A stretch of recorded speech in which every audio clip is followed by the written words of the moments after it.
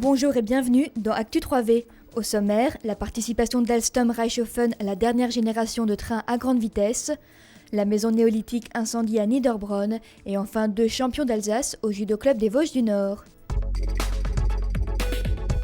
Tenu secret jusqu'alors, l'AGV, l'automotrice à grande vitesse, a été dévoilée mardi 5 février par le groupe Alstom sur son site de La Rochelle. Direction le bureau d'études de Reichshoffen pour en savoir un peu plus. C'est le nouveau train à grande vitesse d'Alstom, il correspond à la 4e génération de train à grande vitesse.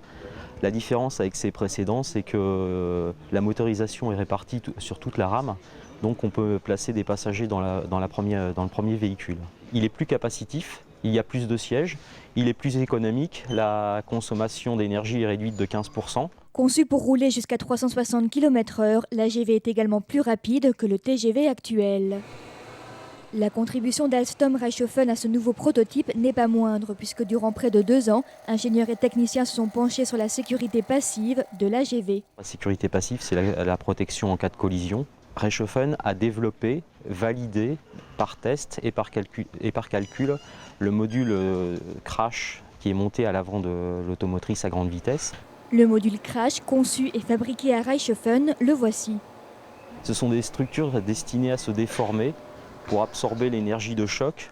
En clair, ça permet de réduire la vitesse du train de façon progressive, sans à-coup pour les passagers, et de limiter les dommages à des zones où il n'y a pas de passagers. La production en série peut désormais commencer, reste à remplir le carnet de commandes. L'AGV a déjà été vendu à un opérateur privé italien, mais maintenant il reste à convaincre les grands opérateurs comme la SNCF et la DB d'acheter ce nouveau train à grande vitesse.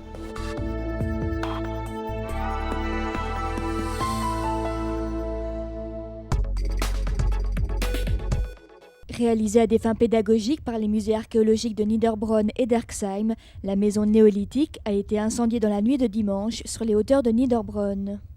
3 mois de travail partis en fumée, voici l'évaluation des dégâts. Le montant des dégâts, il va s'élever effectivement assez loin, parce qu'il y a tout le matériel. Bon, je vais prendre un exemple.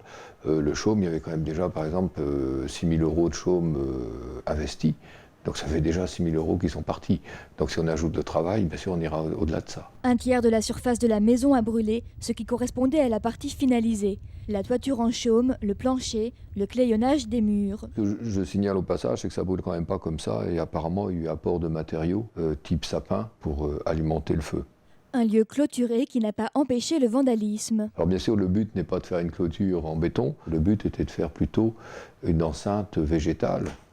Puisque le fil de fer barbelé, effectivement, n'existe pas au néolithique. Il n'y a pas plus de risque pour une maison néolithique que pour un hangar agricole. Les produits qu'on utilise ne flambent pas plus, ni moins bien, ni mieux. Donc que ça se reproduise, que ça ne se reproduise pas, non, je ne peux pas le garantir. C'est surtout une question de malveillance et de citoyenneté aussi. Et je pense que s'il faut effectivement tirer une leçon de ça, c'est peut-être justement en profiter pour faire une éducation à la citoyenneté. Une plainte a été déposée à la gendarmerie de Niederbronn-Reichshoffen où l'enquête suit son cours. Côté musée, un projet de reconstruction va être proposé à la commune afin que le projet pédagogique se poursuive. Ce que je tiens à dire, c'est qu'il n'y a aucune raison que le musée en l'état n'utilise pas le secteur à des fins d'animation. Et nous le ferons. Et malgré l'amertume, l'historien peut tirer une leçon positive. Ce qui apparaît, c'est que la structure a très bien tenu là où elle a brûlé. C'est une structure en chaîne, c'est des poteaux effectivement qui sont assez conséquents. Je pense qu'une structure métallique, les poteaux seraient complètement tordus, seraient par terre. Là, la structure a tenu. Donc vous voyez que nos ancêtres n'étaient pas si idiots.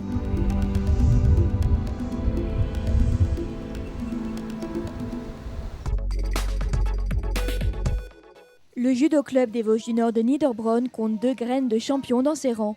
Lors des championnats d'Alsace de judo qui se sont déroulés dimanche 20 janvier à Saint-Louis, Thomas von Hatten, âgé de 16 ans, a décroché le titre de champion d'Alsace. L'année dernière, j'ai fait 3e et il y a 2 ans, j'ai fait 2e. Donc c'est la première fois que je gagne les championnats d'Alsace. Thomas pratique le judo en sport-études au lycée Louis Pasteur de Strasbourg. Et inutile de dire que son ambition est de décrocher un podium au championnat de France ces prochaines années. Autre champion, Sébastien Place, 18 ans, qui a remporté le titre de vice-champion d'Alsace dans la catégorie des moins de 100 kg. Je suis ceinture noire première dan, je suis en train de préparer ma 2e dan. Puis j'aimerais passer mon brevet d'état de prof de judo. Et en attendant de passer l'examen pour être professeur de judo, Sébastien espère bien être qualifié pour les championnats de France.